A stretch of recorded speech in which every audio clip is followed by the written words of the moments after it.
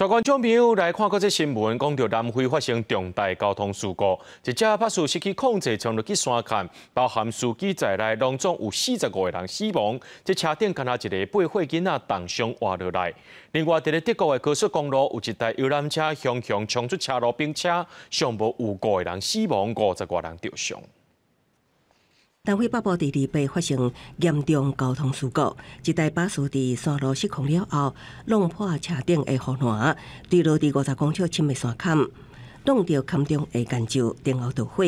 包括司机在内，车顶拢总有46个人，有45个人死亡，只有一名8岁查囡仔重伤滑落来。警方表示，搜索行动仍然在进行，不过真侪尸体已经互烧甲面目全非，有缘掉伫车内。 这台巴士是来自邻国波扎那，是要去南非林波波省参加国外的雕像活动。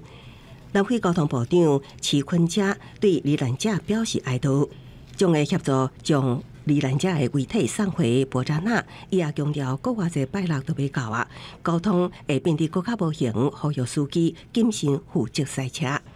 救护车甲直升机当赶去车祸现场，伫当地时间27，伫德国东部城市莱比锡附近，连接柏林甲慕尼黑高速公路上，一台由德国柏林开往瑞士苏黎世的旅游巴士突然偏离车道，冲出公路了后，并且伫超坡，造成至少5个人死亡，50多人受伤。警方表示，部分伤者情况危急，也无甲其他车辆相同分野。 Flixbus hat angegeben, dass 53 Personen im Bus waren und 2 Busfahrer.